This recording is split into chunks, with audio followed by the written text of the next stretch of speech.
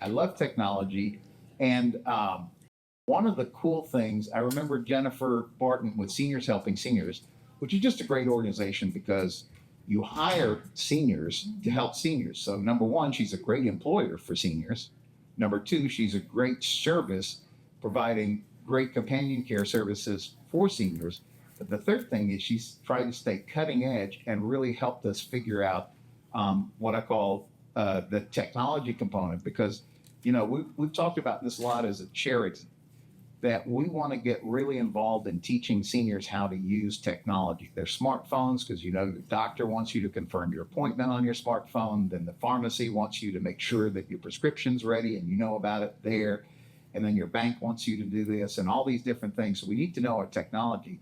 But I remember it's not that long ago, we used to laugh at those commercials, the help, I've fallen and I can't get up because we were young and we didn't get it. Now we get it, okay? But it's come so far from that. So without further ado, ladies and gentlemen, Jennifer Barton. Good morning, everyone.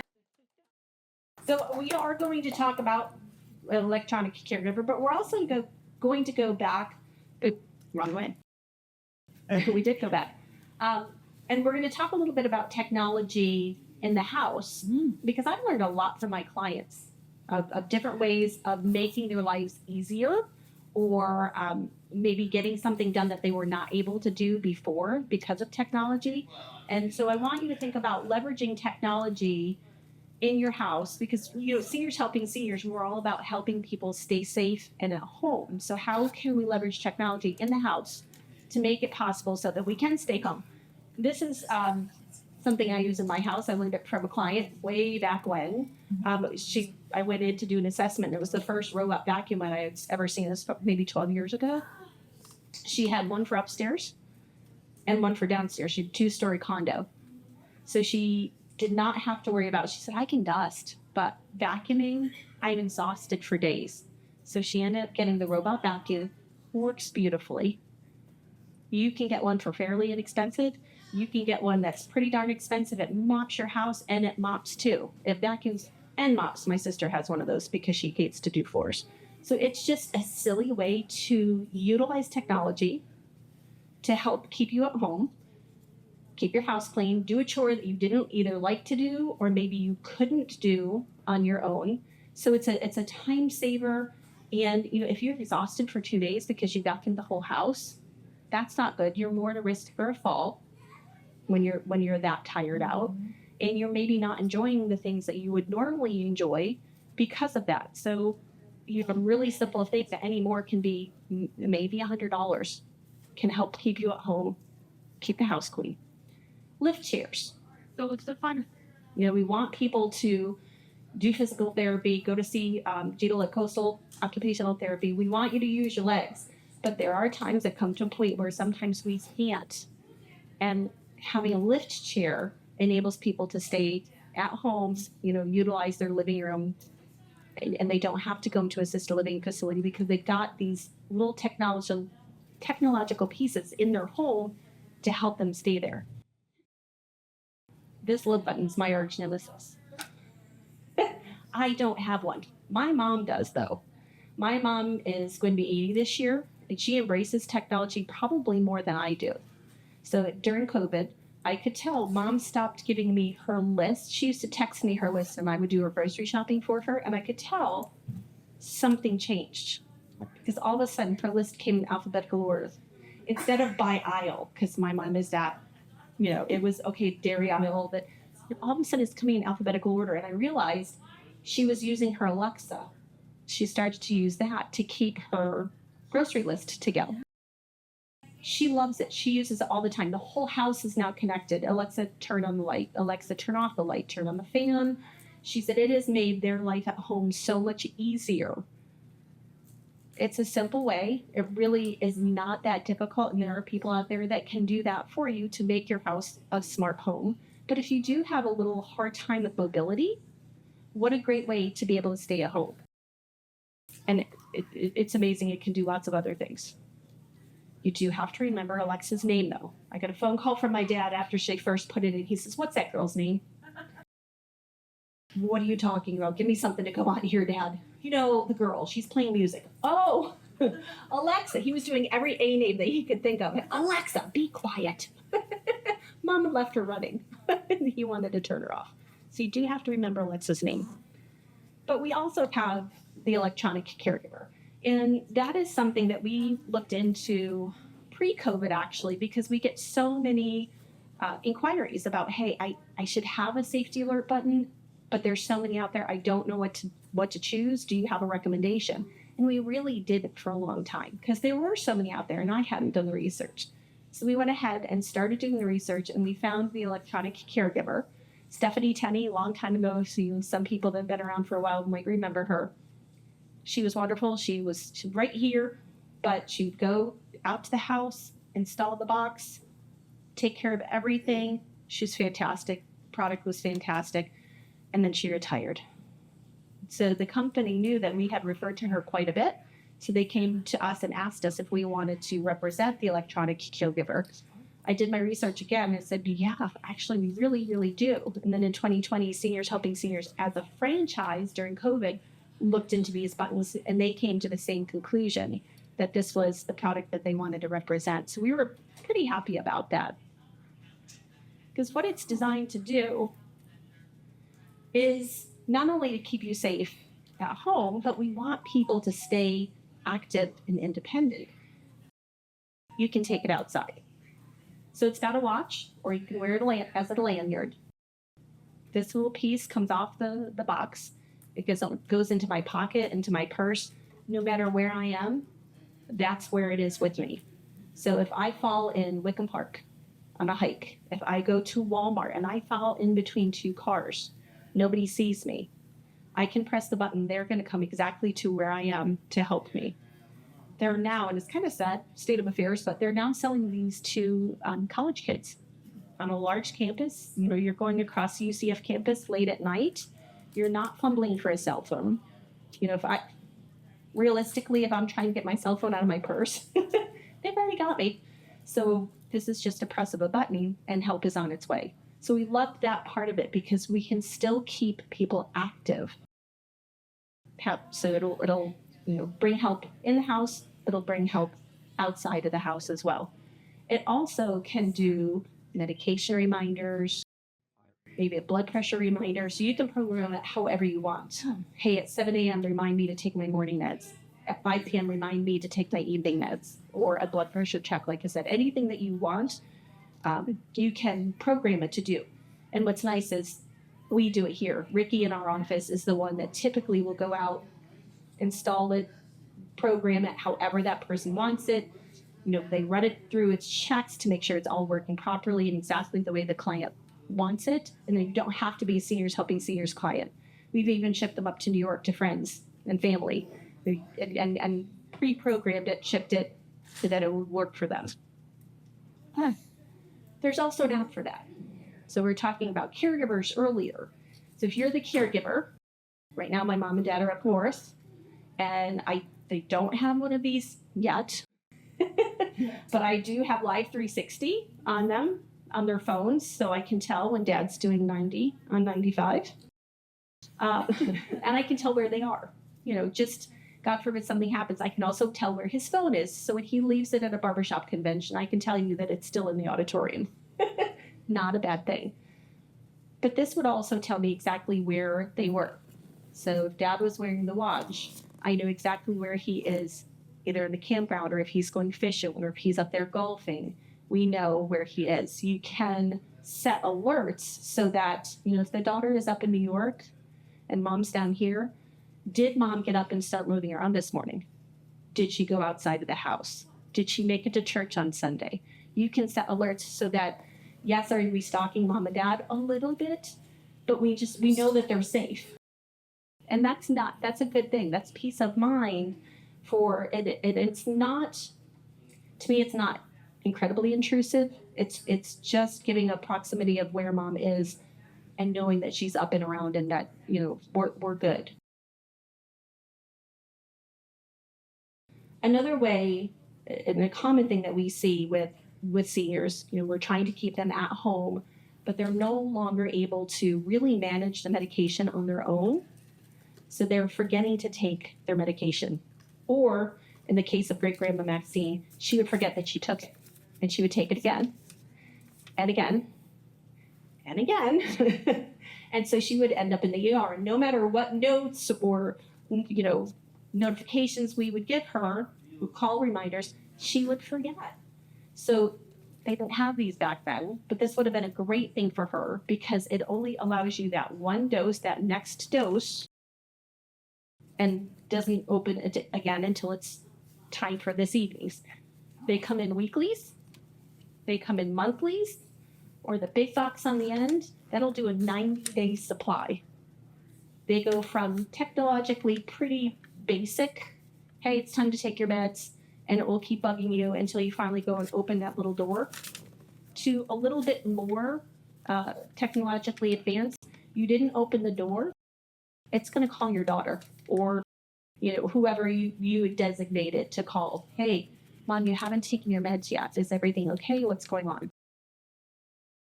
The one at the end, it will come up across the TV screen. You can integrate it with the TV, so there will be a message on your TV that says, hey, it's time to take your meds. And then call the doctor if you still haven't. And it will save, if you totally miss, it will save and it records, okay, on Monday, Wednesday, and Friday, she didn't take some morning meds. And we can look back and see what is going on those days in the morning that maybe is interfering, or what can we do to structure that routine differently so that she is taking her meds.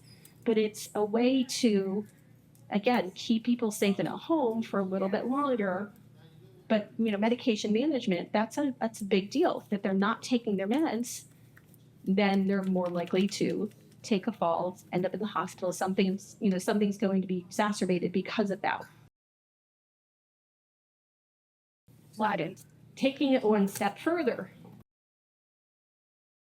Electronic Caregiver does a pro health section. So this is more, it does allow them to go out, but this is a little bit more for maybe someone with chronic health conditions where they're pretty much homebound, but they're looking at blood pressure, weight management, glucose, pulse ox. All of those things can Bluetooth right up to their doctor's office, to the adult daughter, to their case manager, so that it is being monitored, and it's monitored off-site 24/7 by an EMS staffed group. So what the hope is, before that blood pressure really goes out of whack, they're monitoring it and saying, whoa, it's starting to go up. She needs to get to the doctor. We need to figure out why. Maybe there's a med change. We need to do something before it becomes a problem versus after. So getting ahead of it, making that plan of getting ahead of it instead of reacting to it afterwards. And that's really, we have seen where this, we've had a client who is going to hospital, rehab, coming home, hospital, rehab, coming home, that vicious cycle. They've been able to do this in the home, Bluetooth all of those vital health statistics to the doctor's office, and they've been able to get a handle on what's going on when, because it's constant. We get to the doctor's office. How are you doing today? Today, I'm great. I pick on my sister about this. She has a chronic health condition, and she goes to the hospital or the doctor's office. She's great. But you need to keep a diary because last week you were terrible. But she's not remembering that. She's remembering today, I'm good. Yeah, but last week, your blood pressure was horrible. This is going to show them that. This is going to show them statistics over time. Yeah, your blood pressure right now and not in the doctor's office is wonderful, but last week you were high 4 days. So it's a good tool in the toolbox. They also have telehealth. So you never spike a fever at 9 a.m. on a Monday. You spike a fever at 2 a.m. on Saturday night. Just, Murphy's Law, it never fails. So the telehealth portion that comes with it is not a bad thing. It's a supplement to your primary doctor to be able to call and say, hey, this is what's going on. I don't know what to do about it. What do you recommend? They also have access to all of that data. And so they're going to give you a recommendation. It might be, we're calling 911 for you. Or it may be, this is what we think you need to do, and we want you to follow up with your doctor tomorrow. But at least you have a professional opinion right then and there that maybe give you peace of mind. You know what? That's okay. Your blood sugar, yeah, it's a little high, but it's not that high. Don't worry about it. You know, call your medical professional in the morning. So sometimes it's just peace of mind. So technology in healthcare. And I'll be honest, this has taken me a little bit to get my head wrapped around this, because mom and dad are actually better at technology than I am. I don't have an Alexa at the house. I'm less technologically advanced than mom and dad are. So do we want technology in our lives? Do we want it in our healthcare? Well, over 150 million Americans live with one or more chronic diseases. We're currently 6.5 million doctors short. I fact-checked that because I thought, really, is that true? I heard that a couple weeks ago. I went in and started looking on the internet, and unfortunately, yeah, it really is. 30% more are predicted to retire in the next 4 years. I think the statistic is in the next 10 years, we're going to be like 20 million short. I'm looking for a primary doctor right now because my primary retired. And right now I haven't found one yet. Not a good one that's accepting patients. That's going to get worse. So unfortunately, whether I like it or not, we're going to have to embrace some technology to help supplement what's happening here, in the United States, and really it's across the world, that our medical professionals are retiring and the new ones are not coming in. So the benefit too is consistency. And when I think about my parents being here in Florida and then up in New York, this is a consistent thing no matter where they are. If they're here, if they're in New York, they've got doctors in both places, but electronic caregiver is going to go with them. And it's going to follow that blood pressure the whole way. So no matter where they are, that doctor has consistent results. And that's a good thing.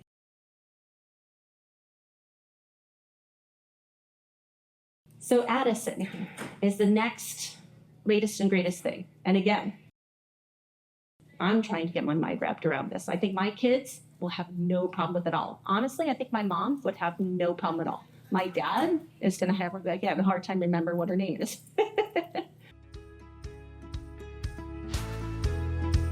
Hi, Sophie. You wanted me to remind you when it's time to take your medications.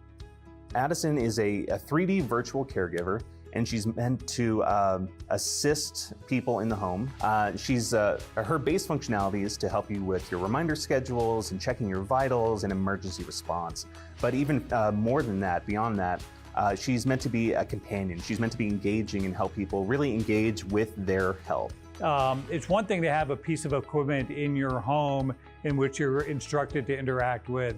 It's another thing to have a friend with you. So what happens is there's a level of experiential engagement that's unmatched with what ECGs bring to the table with Addison Care. And now you're going to have a situation where not only are we doing medical management, vital signs capture, but we're also addressing issues around social isolation, loneliness, because you have Addison with you all the time. We know that care costs as you grow older, and even just for chronic conditions that can be very stressful on people's lives. What we're hoping to do with Addison is kind of provide an alternative to some of the options they might be seeing otherwise. We want people to be able to follow their care plan, or if something about their care plan isn't working for them, this is another way of flagging that. You sometimes don't get those, maybe it's a medication or maybe a scheduling type of issue.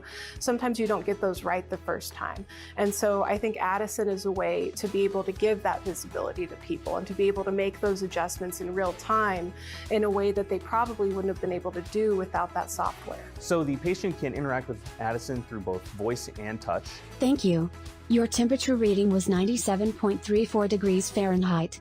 There's a module we designed called atmospheric mirroring with Addison, and on the base level, that's mirroring the time of day and weather conditions. So if it's raining where you're at, it'll rain in her house. If it's daytime where you're at, it's daytime in her house, so on and so forth.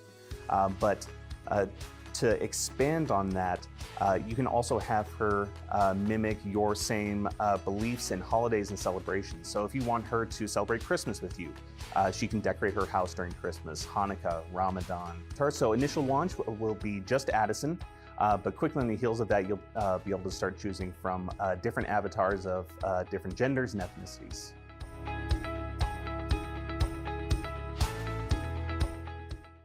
So they just launched this last week. It is brand new. They've been testing it for the last 2 years and making upgrades and doing different things. And as you can see, they're trying to make it very personal to you so that people will accept it a little bit more.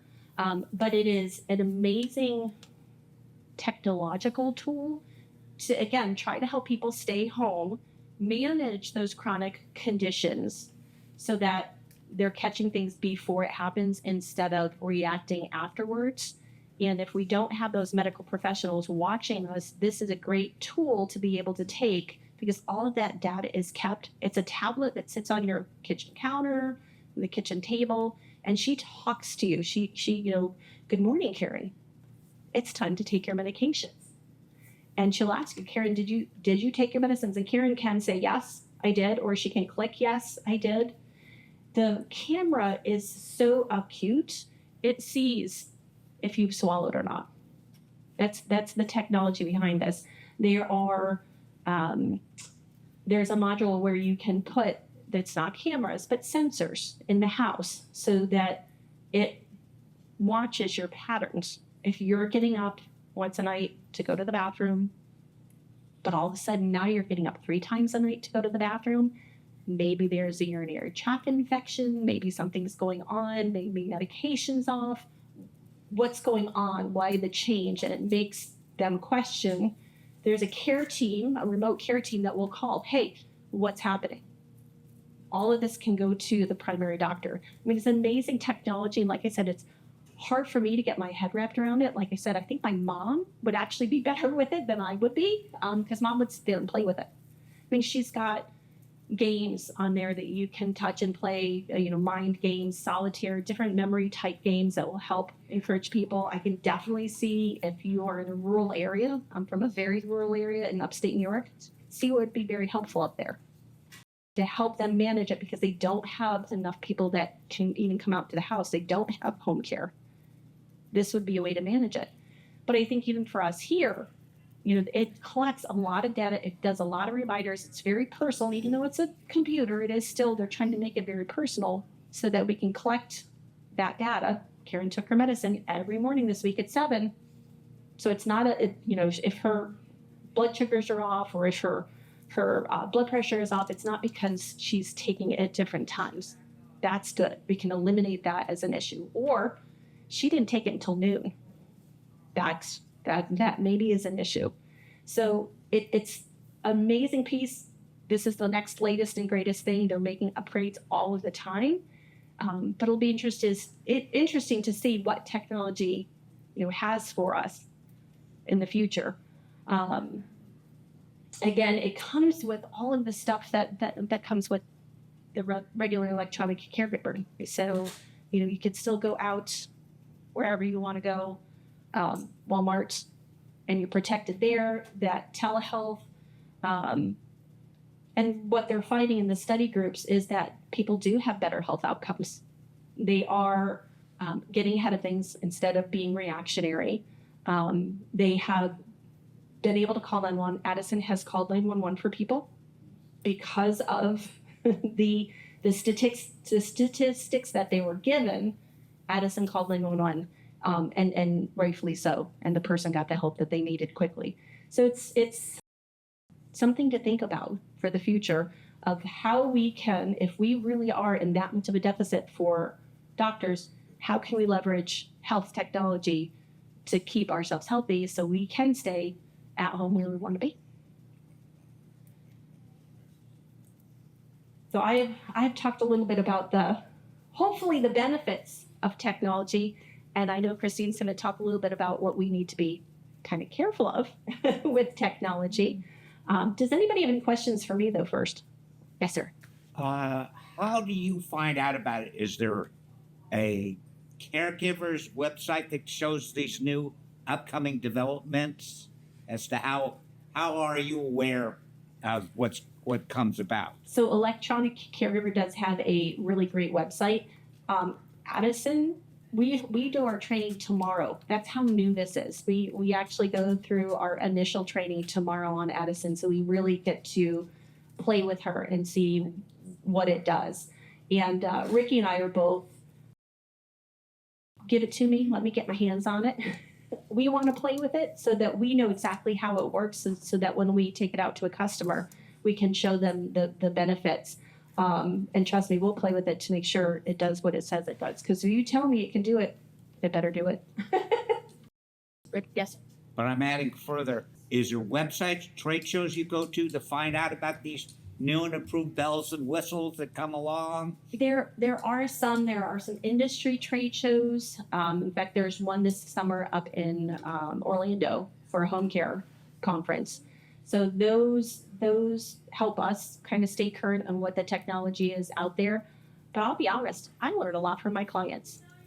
You know, as we go out and we do home assessments and we're in so many homes every day, I learn a lot, you know, just from being with different clients and seeing what they do in their own homes and how they are utilizing technology to stay at home. So it's a combination. You know, unfortunately, there's no one-stop shop for it, but it's a combination of trade shows, you know, being on the internet and being in the industry and listening to clients, listening to other industry professionals and figuring out what's working. Now that it's officially out, I'll find out tomorrow.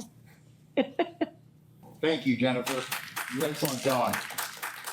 You know, I remember having the conversation that I was asking her on a radio show when we first started talking about electronic caregiver. I said, do you have to be like rich to afford this? And she said, no, it's extremely affordable. And when you think about the peace of mind and the safety that it gives you about what's going on, and you know, I always remind people, do you know we've only had the smartphone since 2008? So what is that? How many years is that? It's like 12, 13, I can't do math in my head.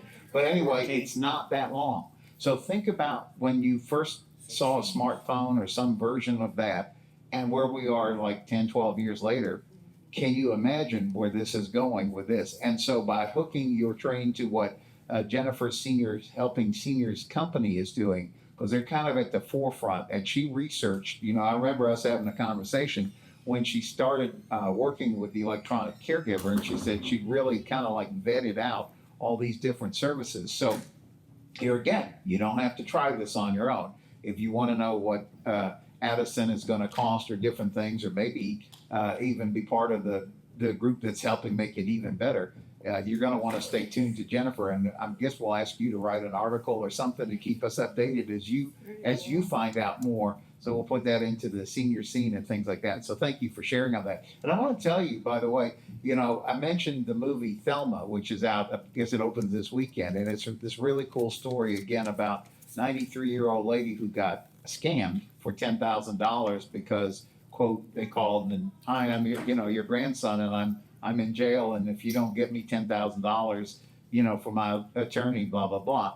And so the story, without giving the whole plot away, is really clever how it's put together, very realistic, I thought, and funny. And it's amusing and sad and all those things all at the same time.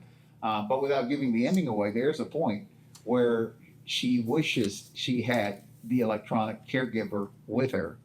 You know, I mean, it's like you were talking about people using this on college campuses because you just never know what you're going to run into. So I think it's so important. So what we are going to do, because we've been on this theme, it's interesting, we've been on this theme of trying to protect seniors from scams. In fact, I was mentioning, we have a radio show on Wednesdays on 90.3 FM WEJF.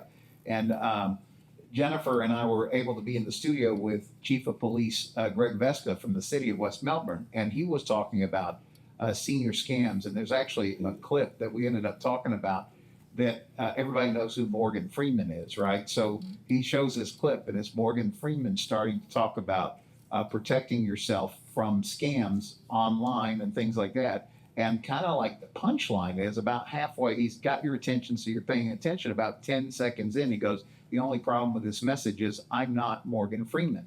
I am an AI Morgan Freeman. And you sit there and you go like, wow, it just shifts your mentality. If they can do that with Morgan Freeman, who we all know from movies and all the different things that he's been involved with, you can imagine what they could do with your grandchild's voice. And so we really have to stay on top of all these things. And one of the things that I learned from Chief Vesta yesterday was he said, it's evolving, just like we're hopeful the good side of technology is evolving. So he's like the bad guys are always coming up with something new. So what we're going to do, today's presentation, Kristine Quattrone from CarePlus Health Plans, who has been a participant and helping us in the work of helping seniors for many, many years. One of the top rated Medicare Advantage plans. Am I saying that right, Kristine? Yes. This thing about senior scams is really a big deal. Like I said, if you get a chance and you go to movies, check out Thelma. I think it's well done. I think I learned a lot. It was enjoyable and really makes you think about these really evil people who are out there scamming our seniors. It's unbelievable. We were talking with Police Chief Greg Vesta, and we're talking about, people losing hundreds of thousands of dollars in these scams. It's nothing to joke about. And they are so clever. And like we were talking about with AI, it gets easier and easier for these guys to try to fake you out. So one of the things that Kristine is going to be talking about today is this is a presentation that CarePlus and Humana put together to try to keep yourself safe from scams. The radio show we did yesterday will be out online tomorrow. So if you missed it on the air, you'll be able to catch it. We make the radio shows available, as I was mentioning. We put it also on our YouTube page. We put it on our Facebook page. And we also put it out on podcasts. So if you look for podcasts, all you got to do is say, find me Helping Seniors Radio. And so on Hey Alexa or iTunes or any of those places you find podcasts, you'll find Helping Seniors there as well. So with that, I kind of want to ask Kristine Quattrone from CarePlus Health Plans to come up. First of all, I want her to explain. They really helped make this entire series possible. Have been friends with the Helping Seniors organization for a while. And Kristine has a lot of expertise in making good things happen for seniors in the CarePlus world. And so I want her to talk a little bit about that and then share with us about protect yourself from scams. So we will, that's what we're going to focus in on. And by the way, when we're talking about scams, so many good things, there's so many good resources. I don't know if you're aware of State Attorney Phil Archer, but he has a Facebook page, and every month he publishes a really good newsletter on scams. And it's because they're kind of on the front lines and hearing what's the latest these goofballs are up to. And so there's always good information. I always take a look at it every meeting when we go to the Brevard Commission on Aging. They always give copies of it, but you can find it on Phil Archer State Attorney's website. So lots of good resources out there. The ARP group, I was talking with Karen Civitani with AARP last night after the movie, and we're going to be working together on some scam workshops and things like that. So that's all going to be coming here because, you work a lifetime to put together the resources that you need for your retirement. And what ends up happening is if you get scammed out, then you're not going to have that to work on. And it's really sad to see how these characters are operating out there. And what Chief Vesta told us again yesterday on the radio is we got to prevent it because they can try to chase it after the fact, but by that point, it's pretty difficult. So I'm sure that's also what you're going to probably help us learn today. So with that, Kristine Quattrone, CarePlus. Thank you, Kristine. Hi, good morning. Good morning. Protect yourself from scams. So don't go away. I actually also just watched the movie recently called The Beekeeper. Has anybody seen it? You saw that? Yes. Wow. It's with Jason Strahan. He's an action star. He kind of is like the next Bruce Willis. So I really thought my son told me about the movie. He said it was really good. So I was like, all right, I'll watch it. It's like a Kill Bill. It's very violent. But it's actually a woman was scammed out of $2 million. and this beekeeper makes the people that scammed her out of her money really regret it. But it's a really good movie. It's a little violent, but if you want to watch something, it's good. And it's really what happened here in this presentation. So seniors lose $3 billion a year to scams and fraud annually. Scammers often target seniors because they tend to be trusting. They usually have their financial savings and they have good credit. There are many different types of scams and fraud, including email scam, financial fraud, computer scams, telephone scams, mail fraud, and identity theft and fraud. Stress can be, scams are stressful, obviously. Stress activates the fight or flight response. This releases a flood of hormones into the body that over time can be dangerous. Stress can affect your mental health. Chronic stress is linked to the onset of depression and anxiety, and stress can affect your physical health. Chronic stress is linked to an increased risk of heart disease, heart attack, and stroke. So, scammers claim to be from the IRS, from other institutions. Phone, they leave a message saying you owe back taxes or other debt. They threaten legal action if you don't pay immediately. Don't return a call from someone claiming to be from the IRS. The IRS will only communicate by mail. If you're ever in doubt, call directly. Phishing involves scammers impersonating businesses to trick you into giving them your personal information.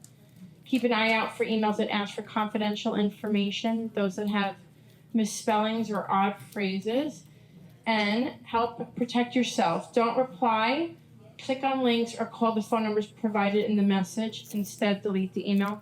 I think I'm actually pretty tech savvy, and I've probably been a victim of tech scam 1 or 2 times. For example, one time my Dell computer crashed, and I Googled like Dell support. I called the first number like that came up on Google, and I actually wound up giving permission for them to access my computer, and I don't know what they did, and I really thought I was calling Dell, but they somehow managed to get top ranked on the Google homepage. And as I was on, I was like, oh my God, I really am getting scammed right now. They are totally like fishing through, getting all my passwords, emails, and I just couldn't believe it that I like even fell for it. I've been, I had a catering business in New York for 20 years. I'll get this email, I would say like maybe like 3 times a year, somebody will ask me to cater their birthday party for their wife, and they need potato salad for 100 people, and it'll say cookies for 100 people. I'm like, okay, that's just the most random catering order. Like, I know it's a scam. So there's, they just write these things that, you just have to like be aware. Like, that makes absolutely no sense.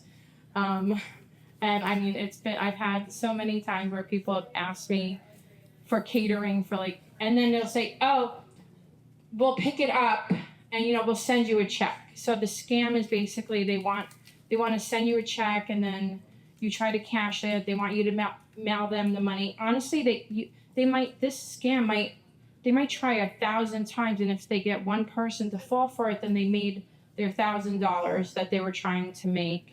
It's so terrible. Okay, moving on. I'm going to think of more times that I personally, people, and I'm sure everyone has had times when people have tried to scam them out of money.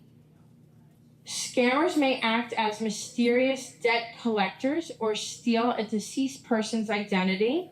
Okay, just a few weeks ago, I got a friend request from my friend's mother, who passed away 1 year ago.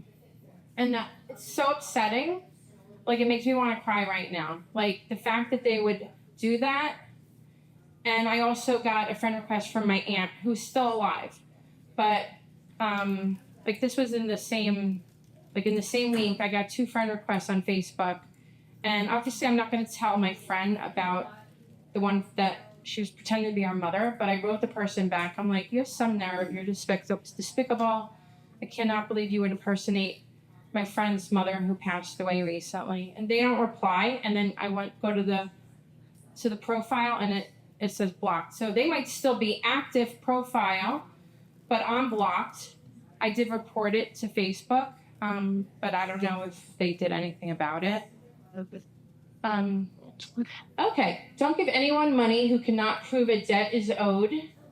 Notify all key financial parties of a loved one's passing. Leave out details in the obituary that could be used for identity theft. Scammers inform the victim that he or she has won a lottery or sweepstakes but need to make a payment to unlock the prize. They may also send a fake check to deposit, collect taxes and fees before it bounces.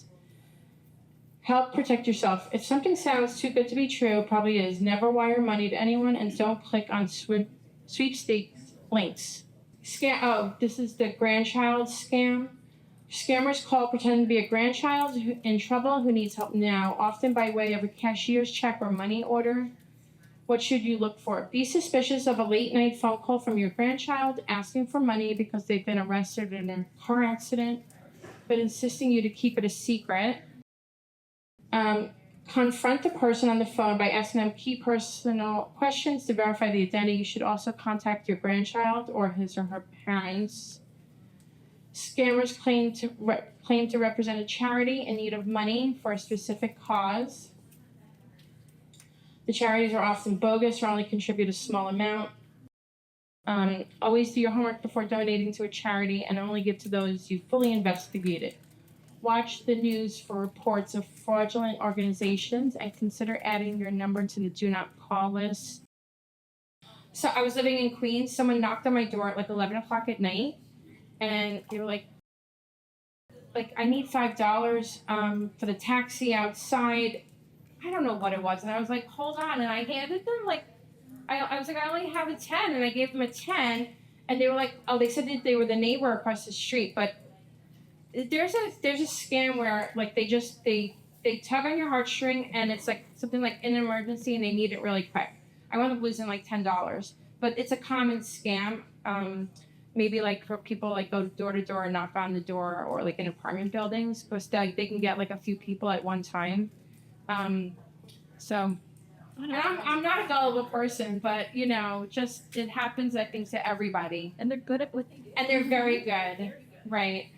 Like somebody, like just a quarter, like I would, pay. This was back when there's payphones. The guy comes up to me, he's like, "Do you have a quarter? I need to make a phone call." Here's a quarter. But then, like, there's, you watch. Well, he didn't make a phone call. He just went and asked 10 more people for a quarter. Like those. But those are little scams. I got a guy a meal at Boston Market in Queens, so I was like, all right, fine. This is waiting outside. Give to charity a little. Then he's like, can I get the soda? Can I get the cookie? And you're like standing there, and I'm like, okay. I'm like, I just spent $15 on this guy, but they wait outside the place where they're gonna find somebody that's gonna, that they're gonna convince to help them.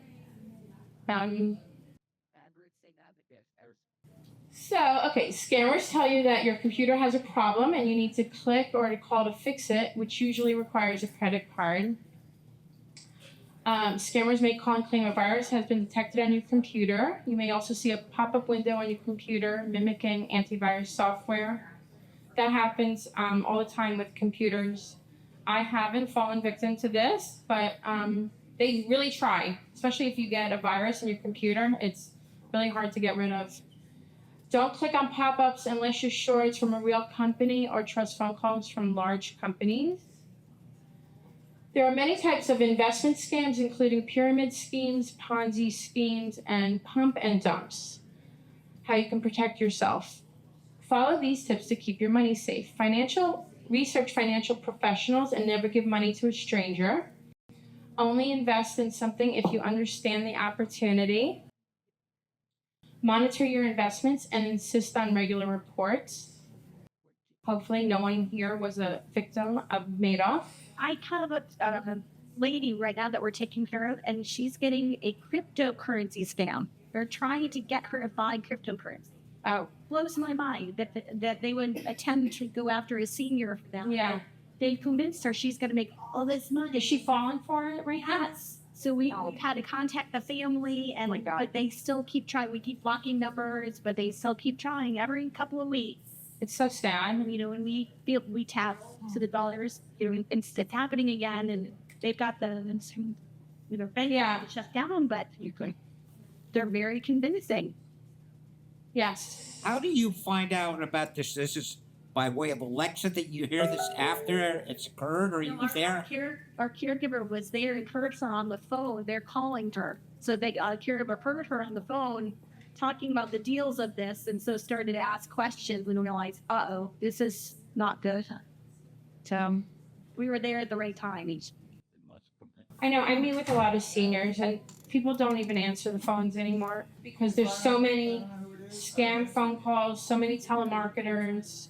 I barely answer my work phone for CarePlus. I answer every time if anybody is looking for CarePlus health insurance. But that's because I actually do not ever put that phone number out unless it's for professional reasons. So that phone hasn't been targeted for scams. But my personal cell phone, I've entered it so many times, for one mailing list or another, and then they're selling your information, and then you're on another list, and and then you get all kinds of crazy emails and text messages. It's very annoying and frustrating, I know. Scammers create fake identity on social media and online dating sites to gain trust of the victim. Research the person's photo and profile using online searches. You can now do a reverse search on a photo. Go slowly and ask a lot of questions. Beware of red flags seeming too good to be true and unable to meet in person. There is a real estate scam where people are paying money to rent an apartment and they'll collect the security.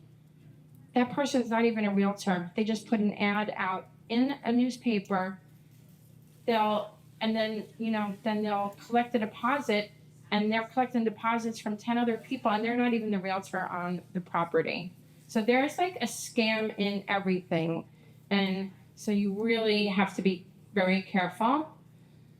Scammers claiming to be from Centers for Medicare and Medicaid Services call seniors requesting personal information to issue a new Medicare card.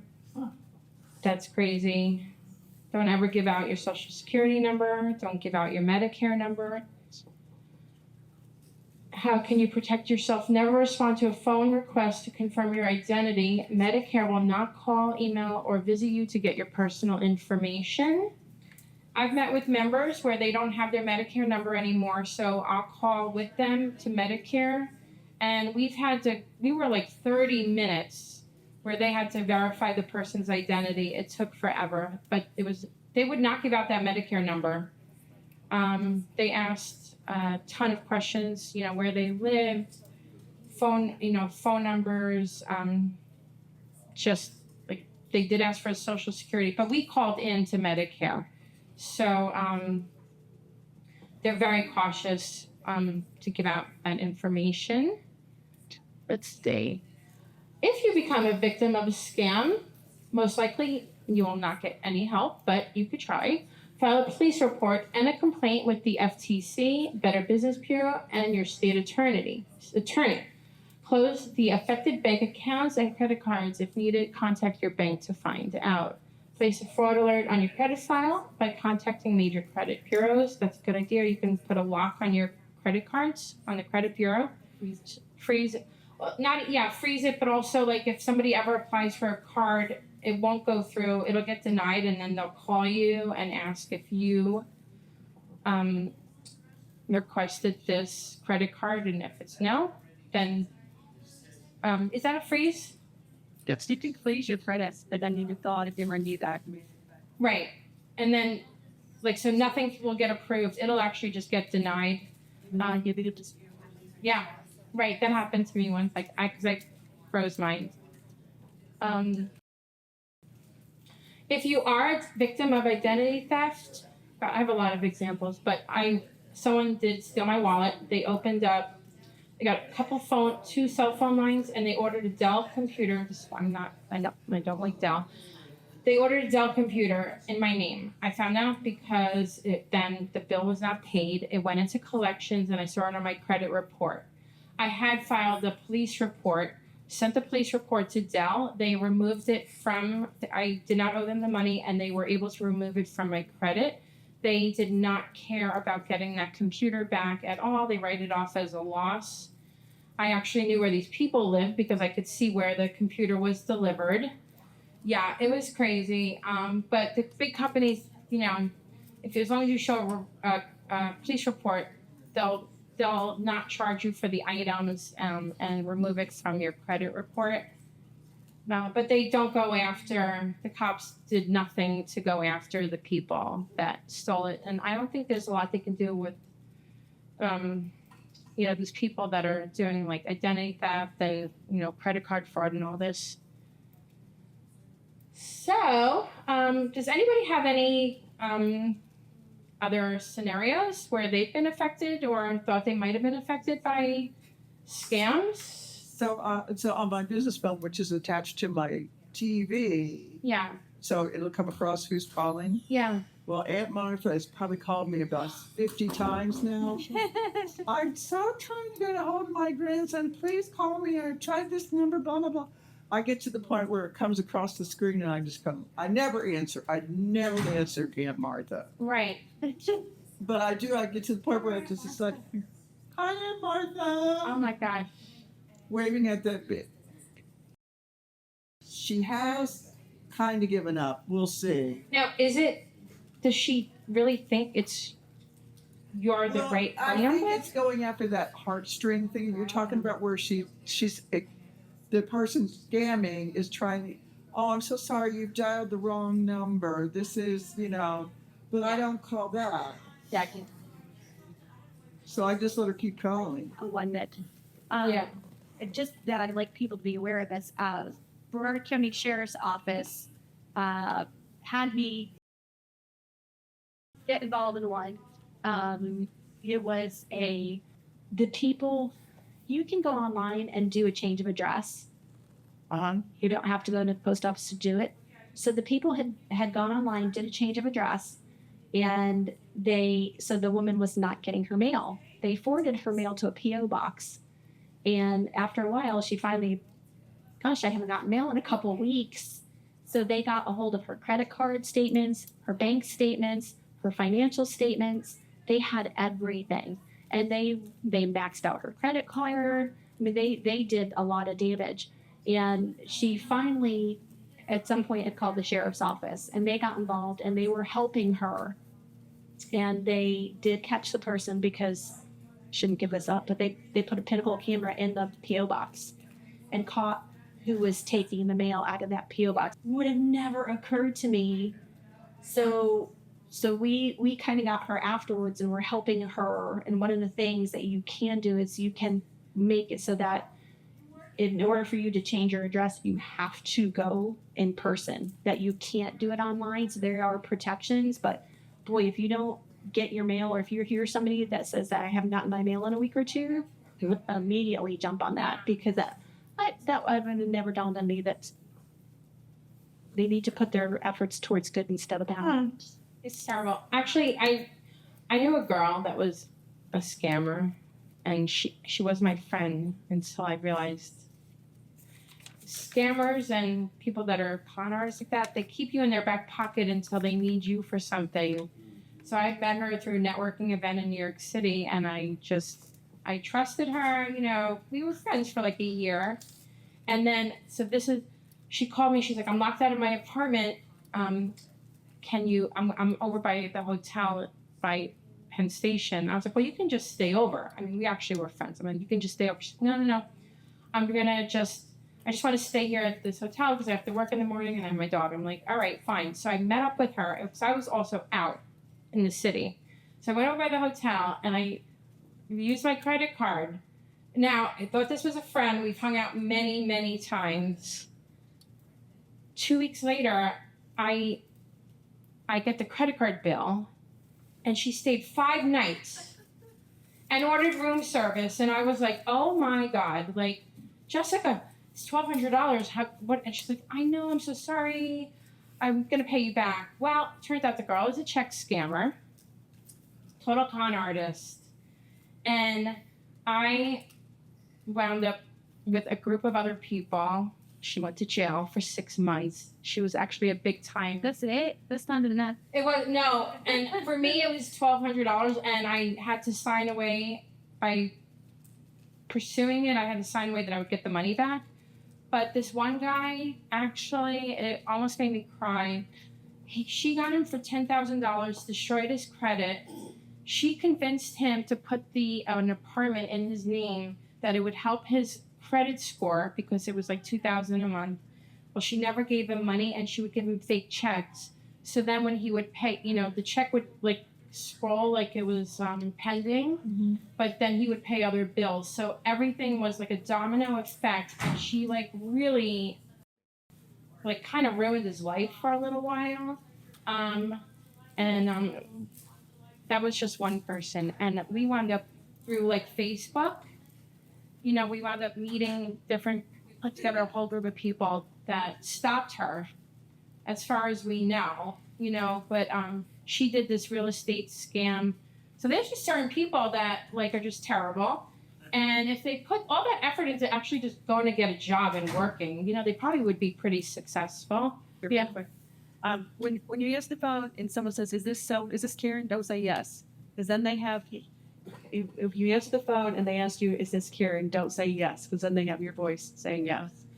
The other thing that's a big deal is notary fraud. And people's houses are getting sold out from under them because there's a scammer that'll come in and convince a notary that this is a real ID. Your title insurance is for the activity up until you buy the house, but afterwards, you're at risk. So even if you have a mortgage, a scammer can pay off that mortgage, sell your house, and you could not have a house anymore. So there's a way with the Brevard County Appraiser's Office to put a track or a lock on it, but that's really scary to me. I got from a donation. So I thought I was donating to needy kids. Yeah. And feeding them. And I was just paying some scammer. And then when I stopped paying the donation to the process, because like I kept asking information like, oh, can I see pictures of the kids? Because a lot of the places will send you pictures of the kids and of them eating and of the clothes that you sent and everything like that, and seeing them like flourish and how well they're doing, and just kind of like a sense of like, yeah, I made a difference in somebody's life. Yeah. So I started asking for some, and I wasn't getting it. So I stopped sending the money, and then I started getting threats. And it was a scammer because I stopped sending their money. But the one thing that saved me is I only sent money through the PayPal. The PayPal was not hooked up to anything else, not my bank accounts or anything like that, so they weren't able to get anything. They did steal like my Instagram account or something like that, and they were like, pay me or you're not getting it back. And I was like, well, nice try, but I don't really want it, so you can have it. Wow. Wow. It's really a lesson in. So they convinced you that it was. I mean, there's just so many donation things. This one caught my eye, and I was like, oh, like I can send a couple of bucks a month. Like a couple of bucks isn't gonna hurt me. Like if I can help, like I'm a godly woman. God says if you can help others, then help others. If you have extra to give, then give. Right? Yeah. So I was like, oh, I can spare the couple of dollars a month, and apparently I was not feeding the lovely little children that needed it so much, but somebody else was getting it. Don't you wonder, like, about, like the people on the side of the road and they have the bucket and it says, like, we're collecting money, for veterans? Like, I want to stand on the side of the road and do that and say, please pay my student loans off. At least be honest, right? Like, that's okay. Like, if somebody had that would be like, okay, that's the honest thing. And the better one and stuff, they can be legal, but only like 10 cents goes to the nonprofit, and they keep 90 cents. Yeah. So they're not really breaking the law, but they're thinking. Yeah. You're not really giving to the people you really want to give to, right? So you got to watch out. Yeah. Everyone be careful out there. But still do good and give love. I know. So, Well, thank you. Yes. this information, how recent is this and that you got this and that? The presentation. Yes. I mean, it's pretty recent. Our MRC department, they update it, right? Update the presentations pretty regularly. Why? No, I was just wondering because you mentioned Kerry with that West Melbourne thing, and I think he is the current one that he's been, like you said, he came down from the north, and I saw him at Zon, and he was basically saying it's like he even gets clobbered on a regular basis. That's what he was sharing on the radio yesterday. And I think one of the most interesting things we had Phil Archer, the state attorney I was speaking about, and a little while back he spoke at Golden Providers and he brought a check in. He said, "This is a cashier's check for $100,000." He goes, "This was sent to me. I'm the state attorney." He said, "It looked real to me."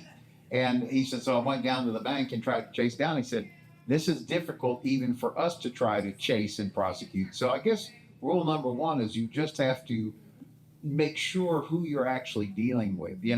We have nothing against any other charity. We always talk about like our friends at Brevard Alzheimer's. They're 100% local to Brevard. Yes, they're amazing. We're 100% local to Brevard. That's why when we talk about when you're doing business relationships like long-term care insurance, you're going to talk to Lori. If you're going to talk about, make sure you're talking to a real person who's local, that that's in the community. You can check out their references, and it's a good way to go. So, round of applause for Kristine. Thank you.